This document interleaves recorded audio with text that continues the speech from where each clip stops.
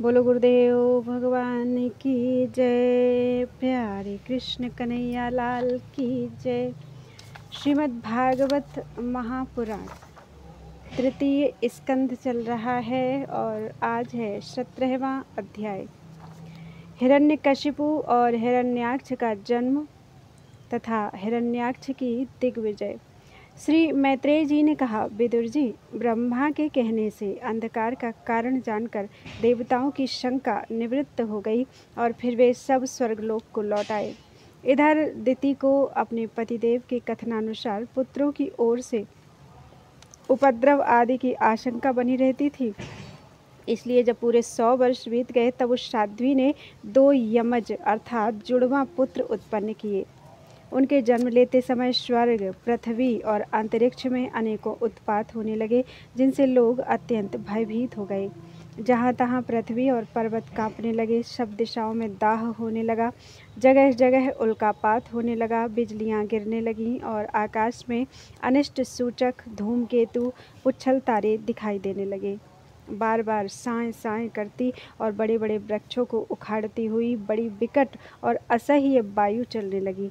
उस समय आंधी उसकी सेना और उड़ती हुई धूल ध्वजा के समान जान पड़ती थी। बिजली जोर जोर से चमककर मानो खिलखिला रही थी। घटाओं ने ऐसा सघन रूप धारण किया कि सूर्य, चंद्र आदि ग्रहों के लुप्त हो जाने से आकाश में गहरा अंधेरा छा गया। उस समय कहीं कुछ भी दिखाई नहीं देता था।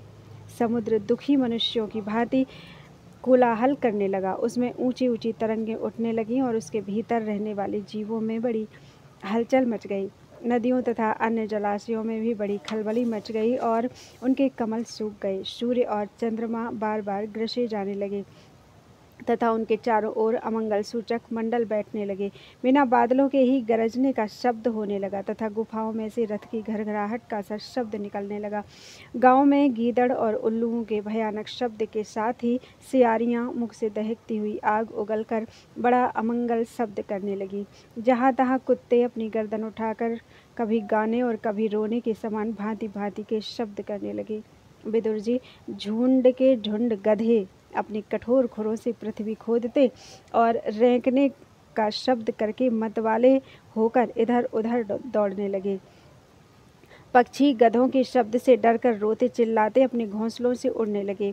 अपनी खिड़कों में बंधे हुए और वन में चरते हुए गाय बैल आदि पशु डर के मारे मलमूत्र त्यागने लगे। गौएं ऐसी डर गईं कि दोहने पर उनके थनों से खून निकलने लगा।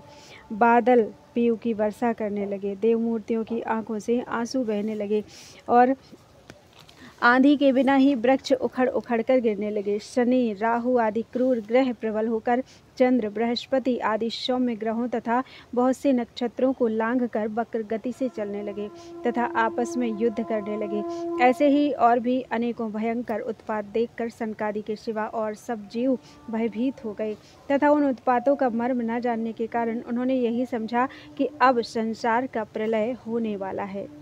वे दोनों आदि दैत्य जन्म के अनंतर शीघ्र ही अपने फौलाद के समान कठोर शरीरों से बढ़कर महान पर्वतों के सदृश हो गए तथा उनका पूर्व पराक्रम भी प्रकट हो गया।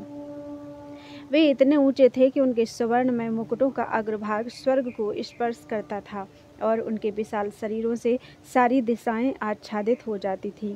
उनकी भुजाओं में सोने के बाजूबंद चमचमा रहे थे। पृथ्वी पर जो वे एक एक कदम रखते थे उससे भूकंप होने लगता था और जब वे खड़े होते थे तब उनकी जगमगाती हुई चमकीली करधनी से सुशोभित कमर अपने प्रकाश से सूर्य को भी मात करती थी।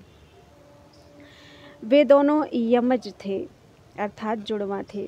प्रजापति कश्यप जी ने उनका नामकरण किया। उनमें से जो उनके वीर्य से दिति के गर्भ में पहले स्थापित हुआ था उसका नाम हिरण्यकशिपु रखा और जो दिति के उदर से पहले निकला वह हिरण्याक्ष के नाम से विख्यात हुआ। हिरण्यकशिपु ब्रह्मा जी के वर से मृत्यु भय से मुक्त हो जाने के कारण बड़ा उद्धत हो गया था। उसने अपनी भुजाओं के बल से लोकपालों के सहित तीनों लोकों को अपने वश में कर लिया। वह अपने छोटे भाई हिरण्याक्ष को बहुत चाहता था। और वह भी सदा अपने बड़े भाई का प्रिय कार्य करता रहता था। एक दिन वह हिरण्याक्ष हाथ में गदा लिए युद्ध का अवसर ढूंढता हुआ स्वर्गलोक में जा पहुंचा। उसका वेग बड़ा असह्य था। उसके पैरों में सोने के नूपुरों की झनकार हो रही थी, गले में विजय सूचक माला धारण की हुई थी और कंधे पर विशाल गदा रखी हुई थी। उसके मनोबल, शारीरिक बल तथा ब्रह्मा जी के वर ने उसे मतवाला कर दिया था, इसलिए वह सर्वथा निरंकुश और निर्भय हो रहा था। उसे देखकर देवता लोग डर के मारे वैसे ही जहाँ तहाँ छिप गए, जैसे गरुड़ के डर से सांप छिप जाते हैं। जब दैत्यराज हिरण्याक्ष ने देखा कि मेरे तेज के सामने बड़े बड़े गर्वीले इंद्रादि देवता भी छिप गए, तब उन्हें अपने सामने न देखकर वह बार बार भयंकर गर्जना करने लगा।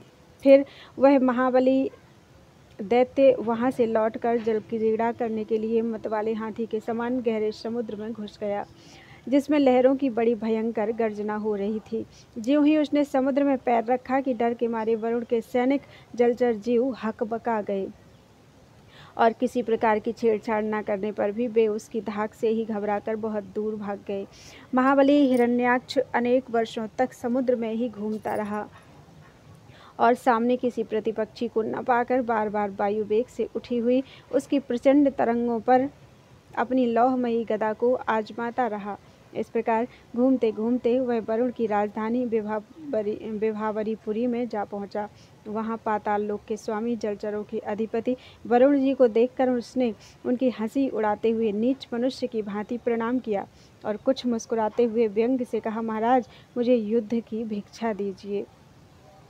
प्रभु, आप तो लोकपालक राजा और बड़े कीर्तिशाली हैं। जो लोग अपने को बांका वीर समझते थे, उनके वीर्य मद को भी आप चूर्ण कर चुके हैं। और पहले एक बार आपने संसार के समस्त दैत्य दानवों को जीतकर राजसूय यज्ञ भी किया था।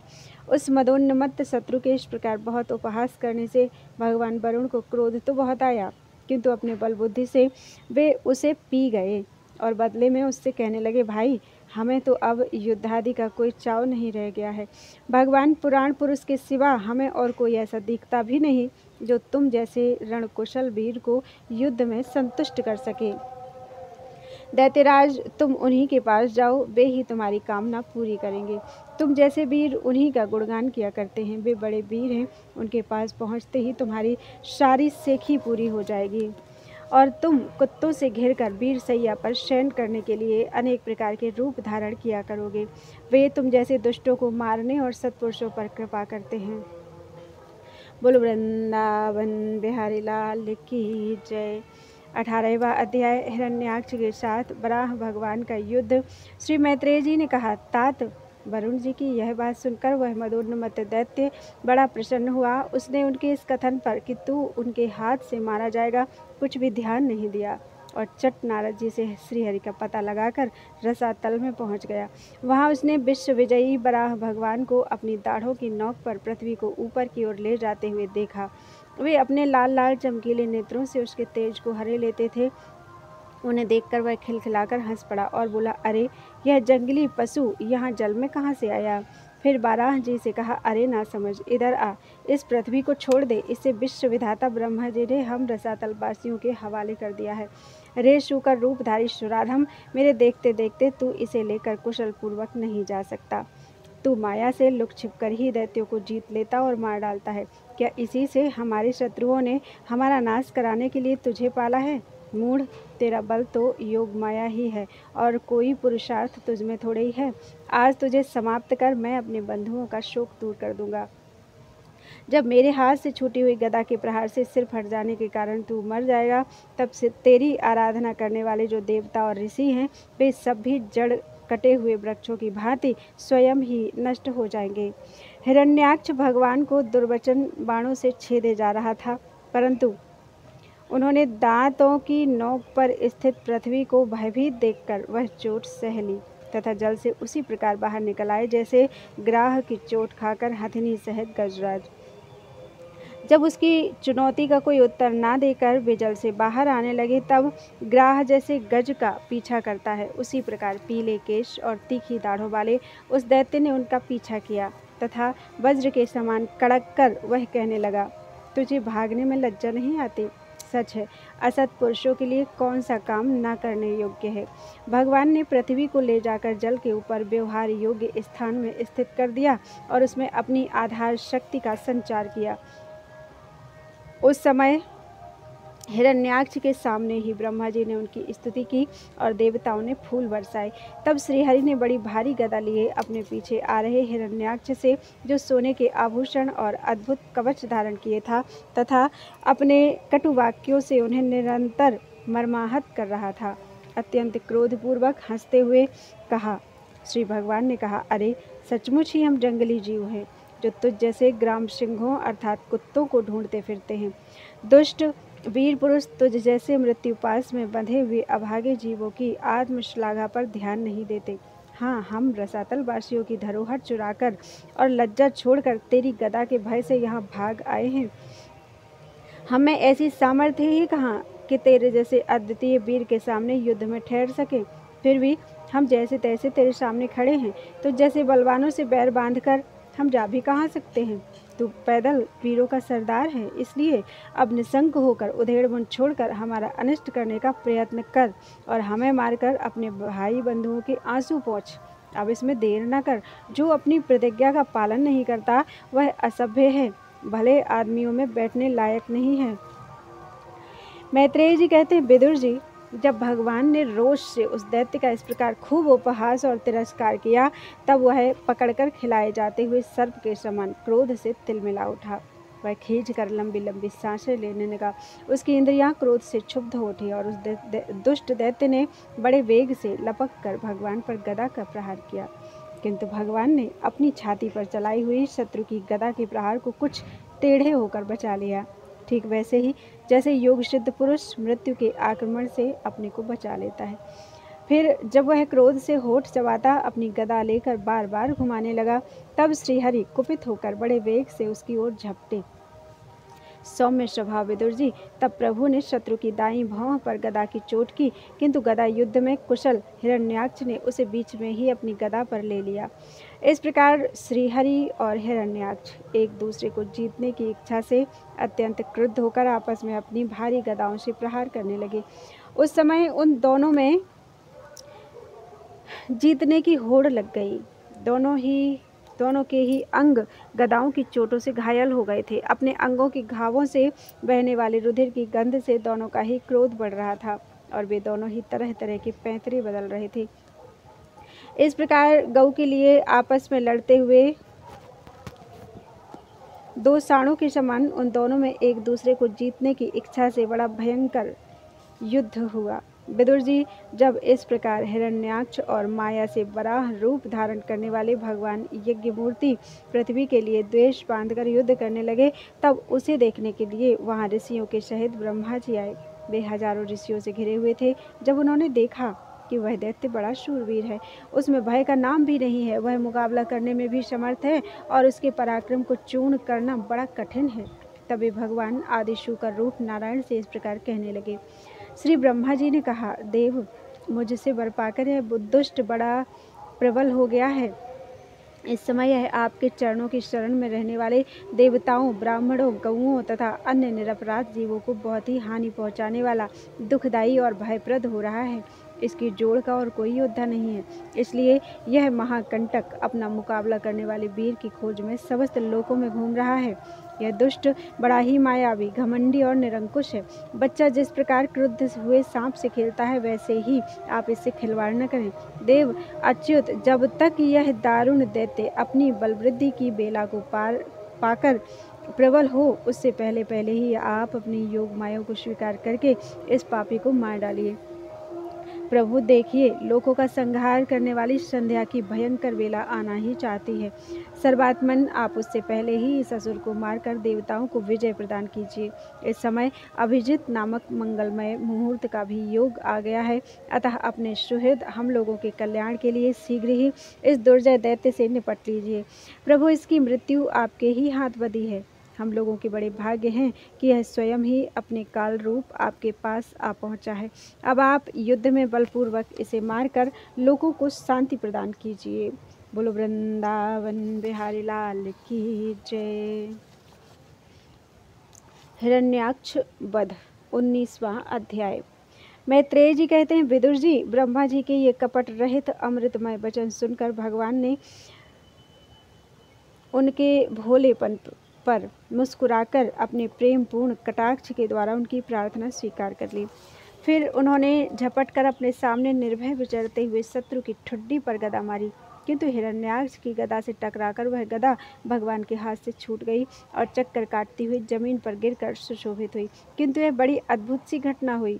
उस समय शत्रु पर वार करने का अच्छा अवसर पाकर भी हिरण्याक्ष ने उन्हें निरस्त्र देखकर युद्ध धर्म का पालन करते हुए उन पर आक्रमण नहीं किया।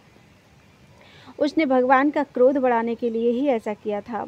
गदा गिर जाने पर और लोगों का हाहाकार बंद हो जाने पर प्रभु ने उसकी धर्म बुद्धि की प्रशंसा की और अपने सुदर्शन चक्र का स्मरण किया। चक्र तुरंत ही उपस्थित होकर भगवान के हाथ में घूमने लगा, किंतु वे अपने प्रमुख पार्षद दैत्याधम हिरण्याक्ष के साथ विशेष रूप से क्रीड़ा करने लगे। उस समय उनके प्रभाव को न जानने वाले देवताओं के ये विचित्र वचन सुनाई देने लगे।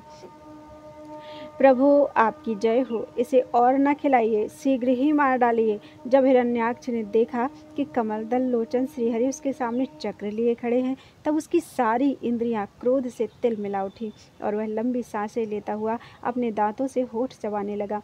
उस समय वह तीखी दाढ़ों वाला दैत्य अपने नेत्रों से इस प्रकार उनकी ओर घूरने लगा मानो वह भगवान को भस्म कर देगा। उसने उछलकर, ले अब तू नहीं बच सकता, इस प्रकार ललकारते हुए श्रीहरि पर गदा से प्रहार किया।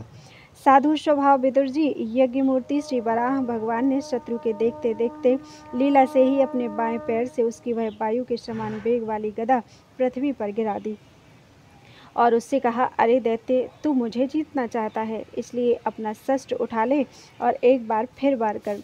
भगवान के इस प्रकार कहने पर उसने फिर गदा चलाई और बड़ी भीषण गर्जना करने लगा। गदा को अपनी ओर आते देखकर भगवान ने जहाँ खड़े थे वहीं से उसे आते ही अनायास इस प्रकार पकड़ लिया जैसे गरुण सापिन को पकड़ ले। अपने उद्यम को इस प्रकार व्यर्थ हुआ देख उस महादैत्य का घमंड ठंडा पड़ गया और उसका तेज नष्ट हो गया। अब की बार भगवान के देने पर उसने उस गदा को लेना न चाहा, किंतु जिस प्रकार कोई ब्राह्मण के ऊपर निष्फल अभिचार करे, मूठ आदि चलाए, वैसे ही उसने श्री यज्ञ पुरुष पर प्रहार करने के लिए एक प्रज्वलित अग्नि के समान लपलपाता हुआ त्रिशूल लिया। महाबली हिरण्याक्ष का अत्यंत वेग से छोड़ा हुआ वह तेजस्वी त्रिशूल आकाश में बड़ी तेजी से चमकने लगा। तब भगवान ने उसे अपनी तीखी धार वाले चक्र से इस प्रकार काट डाला जैसे इंद्र ने गरुण जी के छोड़े हुए तेजस्वी पंख को काट डाला था। इसकी एक कथा मिलती है। एक बार गरुण जी अपनी माता विनीता को सर्पों की माता कद्रु की दासीपने से मुक्त करने के लिए देवताओं के पास से अमृत छीन लाए थे। तब इंद्र ने उनके ऊपर अपना वज्र छोड़ा। इंद्र का वज्र कभी व्यर्थ नहीं जाता, इसलिए उसका मान रखने के लिए गरुण जी ने अपना एक पर गिरा दिया, उसे उस वज्र ने काट डाला। तो भगवान के चक्र से अपने त्रिशूल के बहुत से टुकड़े हुए देखकर उसे बड़ा क्रोध हुआ। उसने पास आकर उनके विशाल वक्षस्थल पर, जिस पर श्री वत्स का चिन्ह सुशोभित है, कसकर घूंसा मारा और फिर बड़े जोर से गरजकर अंतर्धान हो गया। विदुर जी, जैसे हाथी पर पुष्पमाला की चोट का कोई असर नहीं होता, उसी प्रकार उसके इस प्रकार घूंसा मारने से भगवान आदि वराह तनिक भी टस से मस नहीं हुए। तब वह महामायावी दैत्य मायापति श्री हरि पर अनेक प्रकार की मायाओं का प्रयोग करने लगा, जिन्हें देखकर सभी प्रजा बहुत डर गई और समझने लगी कि अब संसार का प्रलय होने वाला है। बड़ी प्रचंड आंधी चलने लगी, जिसके कारण धूल से सब ओर अंधकार छा गया। सब ओर से पत्थरों की वर्षा होने लगी, जो ऐसे जान पड़ते थे मानो किसी क्षेपण यंत्र अर्थात गुलेल से फेंके जा रहे हों। बिजली की चमचमाहट और कड़क के साथ बादलों के घिर आने से आकाश में सूर्य, चंद्र आदि ग्रह छिप गए तथा उनसे निरंतर पीव, केश, रुधिर, विष्ठा, मूत्र और हड्डियों की वर्षा होने लगी। विदुर जी, ऐसे ऐसे पहाड़ दिखाई देने लगे जो तरह तरह के अष्ट शस्त्र बरसा रहे थे। हाथ में त्रिशूल लिए, बाल खोले नंगी राक्षसियां दिखने लगीं। बहुत से पैदल घुड़सवार रथी और हाथियों पर चढ़े सैनिकों के साथ आतताई यक्ष राक्षसों को मारो मारो, काटो काटो, ऐसा अत्यंत क्रूर एवं हिंसामय कोलाहल सुनाई देने लगा। इस प्रकार प्रकट हुए उस आसुरी माया जाल का नाश करने के लिए यज्ञ मूर्ति भगवान बराह ने अपना प्रिय सुदर्शन चक्र छोड़ा।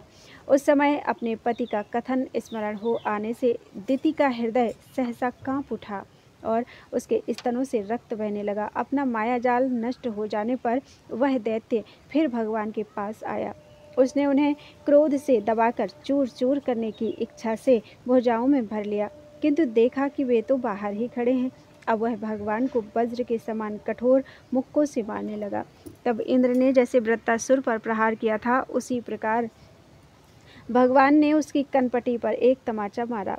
विश्व विजयी भगवान ने यद्यपि बड़ी उपेक्षा से तमाचा मारा था, तो भी उसकी चोट से हिरण्याक्ष का शरीर घूमने लगा। उसके नेत्र बाहर निकल आए तथा हाथ पैर और बाल छिन्न भिन्न हो गए और वह निष्प्राण होकर आंधी से उखड़े हुए विशाल वृक्ष के समान पृथ्वी पर गिर पड़ा। हिरण्याक्ष का तेज अब भी मलिन नहीं हुआ था। उस कराल दाढ़ों वाले दैत्य को दांतों से होठ चबाते पृथ्वी पर पड़ा देख वहां युद्ध देखने के लिए आए हुए ब्रह्मादि देवता उसकी प्रशंसा करने लगे कि अहो, ऐसी अलभ्य मृत्यु किसको मिल सकती है। अपनी मिथ्या उपाधि से छूटने के लिए जिनका योगी जन समाधि योग के द्वारा एकांत में ध्यान करते हैं, उन्हीं के चरण प्रहार से उनका मुख देखते देखते इस दैत्यराज ने अपना शरीर त्यागा। ये हिरण्याक्ष और हिरण्यकशिपु भगवान के ही पार्षद हैं। इन्हें शापवश यह अधोगति प्राप्त हुई है। अब कुछ जन्मों में ये फिर अपने स्थान पर पहुंच जाएंगे। देवता लोग कहने लगे, प्रभु, आपको बारंबार नमस्कार है। आप संपूर्ण यज्ञों का विस्तार करने वाले हैं तथा संसार की स्थिति के लिए शुद्ध सत्वमय मंगल विग्रह प्रकट करते हैं। बड़े आनंद की बात है कि संसार को कष्ट देने वाला यह दुष्ट दैत्य मारा गया। अब आपके चरणों की भक्ति के प्रभाव से हमें भी सुख शांति मिल गई है। मैत्रेय जी कहते हैं, विदुर जी, इस प्रकार महापराक्रमी हिरण्याक्ष का वध करके भगवान आदि वराह अपने अखंड आनंदमय धाम को पधार गए। उस समय ब्रह्मादि देवता उनकी स्तुति कर रहे थे। भगवान अवतार लेकर जैसी लीलाएं करते हैं और जिस प्रकार उन्होंने भीषण संग्राम में खिलौने की भांति महापराक्रमी हिरण्याक्ष का वध कर डाला। मित्र विदुर जी, वह सब चरित्र जैसा मैंने गुरुमुख से सुना था, तुम्हें सुना दिया। सूत जी कहते हैं, सौनक जी, मैत्रेय जी के मुख से भगवान की यह कथा सुनकर परम भागवत विदुर जी को बड़ा आनंद हुआ। जब अन्य पवित्र कीर्ति और परम यशस्वी महापुरुषों का चरित्र सुनने से ही बड़ा आनंद होता है, तब श्री वत्सधारी भगवान की ललित ललाम लीलाओं की तो बात ही क्या है। जिस समय ग्राह के पकड़ने पर गजराज प्रभु के चरणों का ध्यान करने लगे और उनकी हथेलियां दुख से चिंघाड़ने लगीं, उस समय जिन्होंने उन्हें तत्काल दुख से छुड़ाया और जो सब ओर से निराश होकर अपनी शरण में आए हुए सरल हृदय भक्तों से सहज में ही प्रसन्न हो जाते हैं, किंतु दुष्ट पुरुषों के लिए अत्यंत दुराराध्य हैं, उन पर जल्दी प्रसन्न नहीं होते। उन प्रभु के उपकारों को जानने वाला ऐसा कौन पुरुष है जो उनका सेवन ना करेगा। सौनकादि ऋषियों, पृथ्वी का उद्धार करने के लिए वराह रूप धारण करने वाले श्रीहरि की इस हिरण्याक्ष वध नामक परम अद्भुत लीला को जो पुरुष सुनता है, गाता है अथवा अनुमोदन करता है, वह ब्रह्म हत्या जैसे घोर पाप से भी सहज में ही छूट जाता है।